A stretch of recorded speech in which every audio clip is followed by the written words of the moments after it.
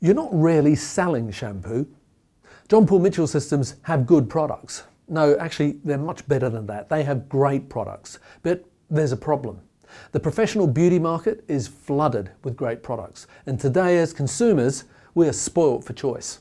So while the great product is a great start, it is really just the beginning.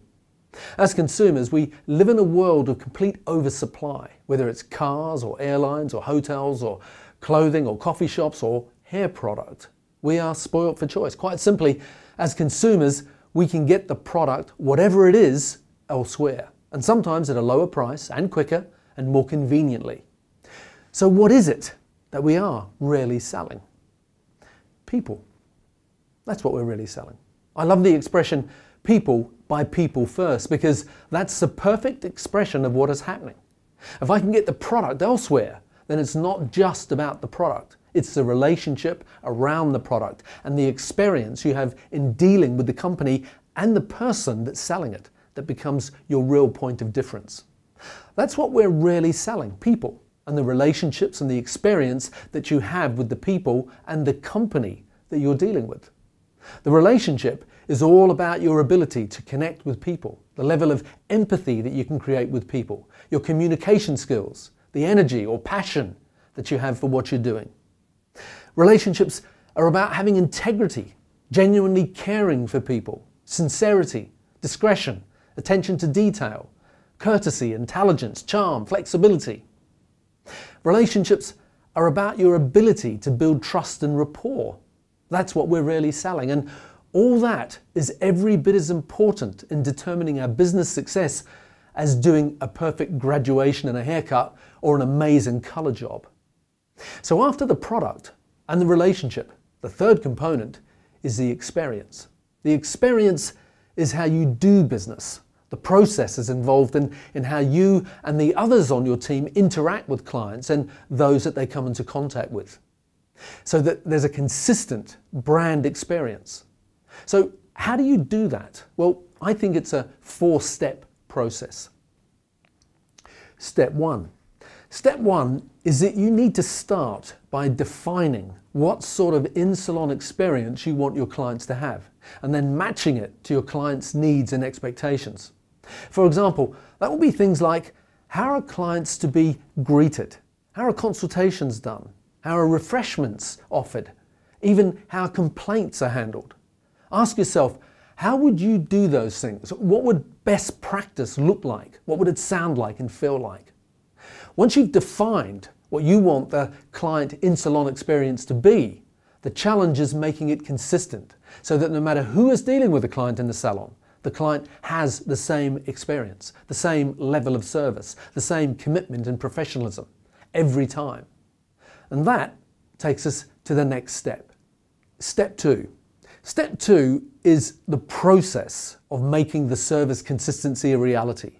So after defining what you want that experience to look like, sound like, feel like, then you need to write it down and use perhaps also images to define it. The goal is to make it a system, because if it's not a system, it will not be consistent, as it will be at the whim or discretion of the person that the client is in contact with. In other words, it will literally be determined by who it is, their upbringing, their personal life experiences, and how they're feeling at the time.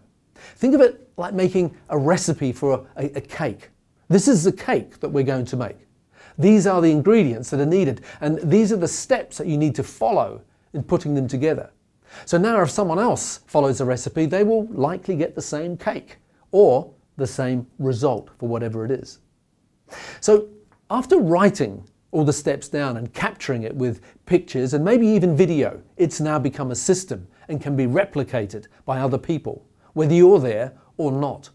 So that takes us to the next step, which is step three. Step three is following it up with training.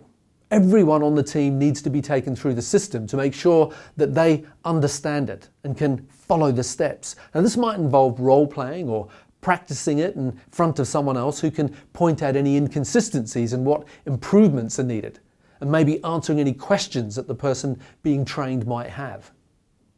When you're happy with that, you have the training step completed, then that takes us to our next step, which is step 4. Step 4 is implementation and follow through. Now, just because you've defined how you want it done, written it down and turned it into a system, trained people on how to do it, it still doesn't mean that they will do it. Someone has got to be the boss. Someone's got to pull people up when things aren't being done consistently to the standards that you have defined. That might involve tweaking the system or going over the training again.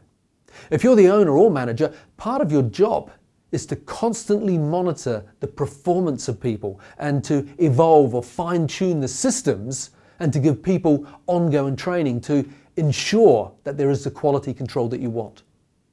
In short, you want it to be a system-dependent rather than people-dependent business.